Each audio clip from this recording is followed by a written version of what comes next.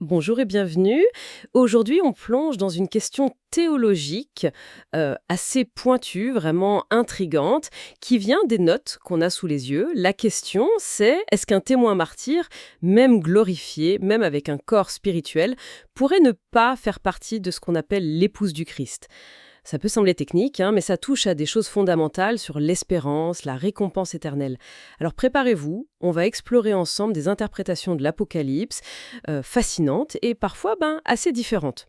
Notre analyse, donc, elle s'appuie sur un ensemble de notes théologiques qui regardent de près différentes lectures de l'Apocalypse. On va surtout se concentrer sur les martyrs, bien sûr, leur récompense au ciel, et puis ce lien potentiel avec l'épouse de l'agneau. C'est un domaine complexe quand même, hein, plein de symboles. Ah oui, absolument. Et notre objectif ici, c'est pas de donner une réponse définitive, hein, mais plutôt de décortiquer les arguments qu'on trouve dans ces sources. On va regarder pourquoi certains pensent que tous les martyrs glorifiés sont les pousses et pourquoi d'autres, ils maintiennent une distinction. L'idée, c'est vraiment de comprendre la logique de chaque côté en se basant juste sur ce qu'on a dans les documents. Alors pour bien commencer, il faut poser quelques bases, quelques prémices qui ressortent de ces notes. D'abord, il y a une équivalence symbolique qui est posée.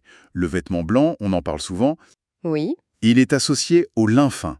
Et tout ça, ça représente le corps de résurrection, le corps transformé, le corps spirituel, quoi. D'accord, le vêtement blanc égale corps spirituel. C'est ça.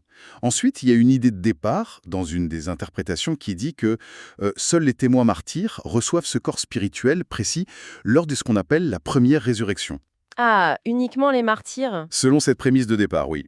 Et enfin, un point très important pour notre discussion, on se concentre uniquement sur cette première résurrection, celle des martyrs.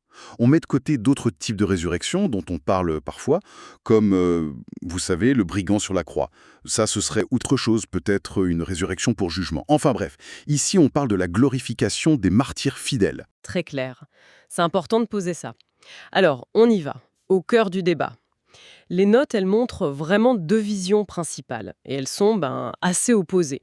La première, elle dit qu'un témoin martyr, même glorifié, même invité aux noces de l'agneau, il fait pas forcément partie de l'épouse. L'idée clé ici, c'est que les invités à une noce, par définition, ils sont pas l'épouse elle-même. Donc, on pourrait imaginer entrer dans la Nouvelle Jérusalem, la cité céleste, sans être l'épouse, selon cette lecture. C'est exactement ça. L'équation martyr glorifié égale épouse, elle n'est pas automatique dans cette première interprétation. Il y aurait une différence de statut même dans la gloire. Une différence de statut. Oui, et pas juste honorifique. Ça pourrait impliquer, d'après cette lecture des sources, une proximité différente avec Christ, ou peut-être un rôle différent dans la Nouvelle Jérusalem. Ah, d'accord, je vois. C'est pas juste un titre, quoi. Et la seconde vision, alors? J'imagine qu'elle dit tout le contraire. Tout à fait. La seconde vision, elle affirme l'identité aimant, témoin martyr glorifié lors de la première résurrection égale épouse du Christ. Pour ceux qui tiennent cette lecture, recevoir le corps spirituel, être invité aux noces, ça veut dire faire partie de l'épouse. Entrer dans la Nouvelle Jérusalem, qui est souvent associée symboliquement à l'épouse elle-même. Ce serait la preuve de ce statut. Dans cette optique, les invités et l'épouse, ce serait le même groupe, tous les martyrs glorifiés. D'accord, deux manières radicalement différentes de voir le destin de ces croyants. Alors, pour comprendre comment ils arrivent à ces conclusions, faut regarder les textes clés. Commençons par Apocalypse chapitre 7. C'est souvent cité, non? Oui, Apocalypse 7, c'est un passage clé. À partir du verset 9, on a cette description, assez impressionnante. Une grande foule que personne ne pouvait compter, de toutes les nations, toutes les tribus, etc. Et ces gens, ils sont debout devant le trône, devant l'agneau. Ils sont vêtus de robes blanches, avec des palmes à la main. Le texte dit qu'ils viennent de la grande tribulation, qu'ils ont lavé leurs robes, dans le sang de l'agneau, clairement des martyrs glorifiés. Une image très forte, oui. Alors, la première vision, celle qui distingue martyr et épouse, comment elle voit cette grande foule? Bien pour cette première vision, cette foule, ce sont bien des martyrs avec leur corps spirituel, les fameuses robes blanches, hein. En grec, c'est l'oikos stolé. Mais, et c'est là le point, elle les voit comme les invités aux noces, pas comme l'épouse. Un argument qu'elle utilise, c'est une possible distinction entre cette robe, la stolée, et le lin fin, le bicino, qui est spécifiquement donné à l'épouse en Apocalypse 19, verset 8. Ah, la différence de mots. Stolé contre Bicinos. Voilà, ça pourrait suggérer une différence de statut ou même une nuance dans la nature du vêtement céleste et donc du corps spirituel. C'est subtil ça. L'idée, ce serait que blanc, le cos, ça veut pas forcément dire la même qualité, le même type de vêtement spirituel que celui de l'épouse. C'est fascinant comme idée ça, qu'un vêtement blanc puisse avoir différentes qualités symboliques. Et la seconde vision alors, martyr, épouse, comment elle réagit face à cette foule? Pour la seconde vision, c'est beaucoup plus direct. Cette grande foule de martyrs, c'est l'épouse. Point. L'argument est assez simple. Ce sont des martyrs, ils sortent de la tribulation, ils sont glorifiés, robes blanches, et ils vont peupler la Nouvelle Jérusalem. Qui est elle-même appelée l'épouse. Exactement, en Apocalypse 21. Donc, leur présence devant le trône dans ce contexte de victoire, ça prouve leur statut d'épouse collective. Pour cette lecture, la leucostolée de la foule, c'est bien la tenue de l'épouse. Peut-être un mot un peu différent, mais ça désigne la même réalité spirituelle. D'accord. Le chapitre 7, c'est donc un premier gros point de divergence. Ça nous amène logiquement à regarder le chapitre 19 de l'Apocalypse qui parle, lui, explicitement des noces de l'agneau.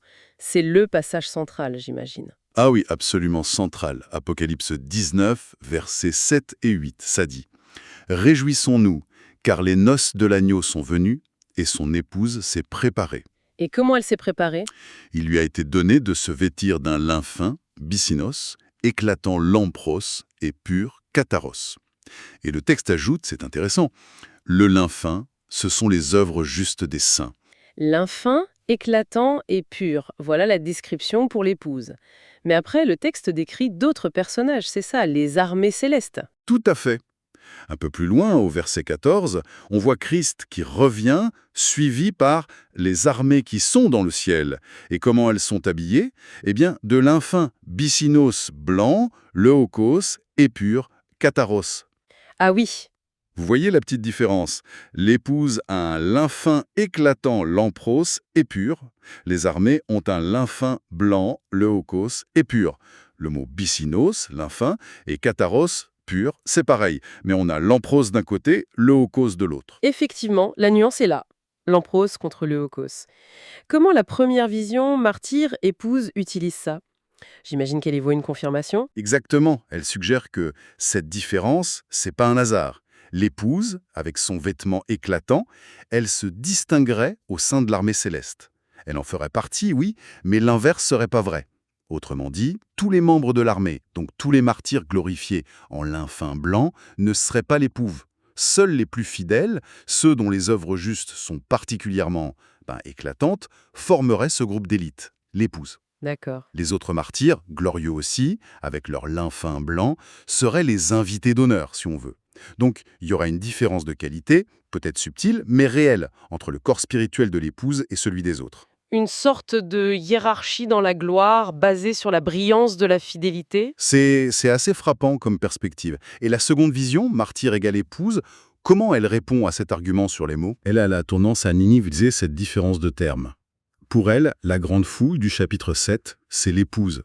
Donc la tenue décrite pour l'épouse au chapitre 19, elle s'applique à toute cette foule. Les mots blancs, leucos et éclatant, lampros, ce seraient peut-être des synonymes poétiques dans ce contexte. Un peu exaltés, ou alors ils décriraient différents aspects de la même gloire, une blancheur pure et qui exhale de lumière. L'idée de fond, c'est que le vêtement, le corps spirituel, il est le même pour tous les martyrs de la première résurrection, et que tous ensemble, ils sont l'épouse. Les petites nuances de description, ça créerait pas une catégorie à part. D'accord. Le débat sur les mots grecs pour les vêtements est donc assez technique, mais crucial pour eux. Ça nous amène à un autre texte biblique important mentionné dans les notes, 1 Corinthiens 15. Paul y parle de la résurrection, n'est-ce pas? Oui, 1 Corinthiens 15, c'est la base pour toute discussion sur la résurrection. Paul dit qu'il y a différents types de corps, corps célestes et corps terrestres, et, surtout, attention, différentes sortes de gloire. Il dit « Autre est l'éclat, la doxa, la gloire du soleil, autre l'éclat de la lune, et autre l'éclat des étoiles, même une étoile diffère en éclat d'une autre étoile. » C'est au verset 41. Et il applique ça à la résurrection des morts, juste après. Intéressant. Et j'imagine que les deux visions vont lire cette histoire d'étoiles différemment. Évidemment. La première vision, martyr épouse, s'accroche à cette phrase « Une étoile diffère en éclat d'une autre étoile ». Par analogie, les corps spirituels des ressuscités seraient pas tous identiques en nature, en qualité intrinsèque. Le corps de l'épouse, ce serait comme les étoiles les plus brillantes, fondamentalement plus glorieux, parce qu'il reflète une fidélité et des œuvres supérieures. Les autres martyrs, les invités, seraient glorieux aussi, mais avec un corps d'un éclat moindre. Ce serait donc une différence dans la nature même du corps glorieux. Une sorte de spectre de gloire corporelle. Comme s'il y avait différentes classes de corps spirituels, pour utiliser une image un peu simple. C'est un peu l'idée que défend cette première lecture des sources, oui. La seconde vision, martyr-épouse, elle voit 1 Corinthiens 15 différemment. Elle reconnaît, bien sûr, les différences de gloire, doxa, dont parle Paul. Mais Mais elle les interprète comme des différences de récompense, de statut ou de rang, données aux martyrs selon leur fidélité sur terre. Ces différences seraient réelles, oui, mais elles n'impliqueraient pas une différence dans le type de corps spirituel reçu à la première résurrection. Le corps serait le même pour tous. Mais alors, comment elle explique ces différences de gloire si le corps est le même? C'est quoi la différence concrètement? Elle suggère que ces distinctions de gloire, de rang, elles sont peut-être plus importantes pendant une période donnée, comme le règne de 1000 ans dont parle l'Apocalypse. Après, peut-être que ça s'atténue ou que ça change de sens. Surtout après le jugement final, le grand trône blanc, où d'autres croyants pourraient aussi recevoir des corps glorifiés. Une analogie qui est donnée dans les notes, c'est celle d'un noble qui perdrait son titre. Son corps physique change pas, c'est juste son statut, sa gloire sociale qui change. Là, pareil, le corps spirituel serait le même pour tous ces martyrs, mais le degré de gloire manifesté ou le rang, ça pourrait varier au moins pendant un temps. Ah, c'est une distinction vraiment clé qui se dessine. Est-ce que c'est la nature du corps qui change ou est-ce que c'est la gloire, le statut associé à ce corps? Ça change quand même pas mal la perspective. Pour finir le tour d'horizon des textes, les notes citent encore quelques autres passages de l'Apocalypse sur les vêtements blancs. Oui, rapidement, mais c'est pertinent. En Apocalypse 6, versets 9 à 11, on voit les âmes des martyrs sous l'autel. Et on leur donne à chacun une robe blanche, encore une leukos stolée, et on leur dit d'attendre. Et en Apocalypse 3, versets 4 et 5, dans le message à l'église de Sardes, on promet aux vainqueurs qu'ils marcheront avec Christ en vêtements blancs, là c'est leukos imation, et que leur nom ne sera pas effacé du livre de vie. Encore des vêtements blancs, stolés et imation cette fois. Comment ça s'intègre dans le débat? Pour la première vision, martyr n'est pas épouse. D'abord, Pour cette vision, ça confirme que beaucoup de croyants fidèles, martyrs, vainqueurs, reçoivent bien un corps spirituel, symbolisé par ces vêtements blancs, peu importe le mot grec exact. Et ils accèdent à Dieu. Mais mais elle maintient sa ligne. Seuls certains d'entre eux, l'élite de la fidélité, ceux dont les œuvres sont vraiment éclatantes pour reprendre Apocalypse 19, forment l'épouse et reçoivent ce corps de l'épouse qu'elle imagine plus glorieux. La récompense suprême, le statut le plus haut, être l'épouse, ça dépendrait des œuvres, de la persévérance, même si le salut, lui, dépend de la foi. donc, tous sauvés, tous glorifiés avec un corps spirituel, mais il y aurait une sorte de promotion spéciale pour les plus méritants qui deviendrait l'épouse. C'est un peu l'idée générale de cette première lecture, oui. La seconde vision, martyr égale épouse, elle lit ces passages comme une confirmation de sa propre thèse. Pour elle, toutes ces mentions de vêtements blancs, que ce soit stolé, imation ou le bissinos décrit comme locos ou lampros, tout ça, ça pointe vers la même chose. Le corps spirituel unique reçu à la première résurrection par tous les martyrs et vainqueurs fidèles. Et la logique continue. Ces vainqueurs, c'est ceux dont les noms restent dans le livre de vie, ceux qui n'ont pas adoré la bête. Or, d'autres passages disent que c'est justement ceux dont les noms sont dans le livre de vie qui entrent dans la Nouvelle Jérusalem. Et comme pour cette vision, entrer dans la Nouvelle Jérusalem égale faire partie de l'épouse, La conclusion est simple, tous ces martyrs et vainqueurs glorifiés de la première résurrection sont l'épouse.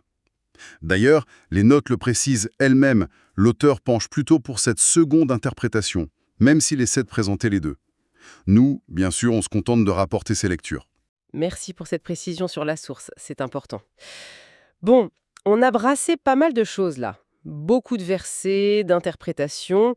C'est peut-être le moment de faire une petite synthèse. Oui, bonne idée. Essayons de résumer. La question de départ, c'était est-ce que tous les martyrs glorifiés à la première résurrection sont automatiquement l'épouse du Christ? On a vu deux positions principales dans les notes. La première position fait une distinction. Elle voit l'épouse comme un groupe d'élite parmi les martyrs, avec une gloire spéciale, éclatante, lampros. Les autres martyrs sont des invités d'honneur, en blanc, leukos, mais avec peut-être une gloire ou un statut différent. Elle s'appuie sur les nuances des mots grecs pour les vêtements et sur 1 Corinthiens 15, interprété comme suggérant des différences dans la nature même du corps spirituel. La seconde position, elle, affirme l'identité. Tous les martyrs de la première résurrection égale l'épouse. Pour elle, les différents mots pour les vêtements blancs désignent tous le même type de corps spirituel. Les différences de gloire de 1 Corinthiens 15, c'est des différences de récompense, de rang, peut-être temporaires, liées à la fidélité, mais ça ne change pas la nature du corps de résurrection, qui est partagé. Entrer dans la Nouvelle Jérusalem, c'est être l'épouse.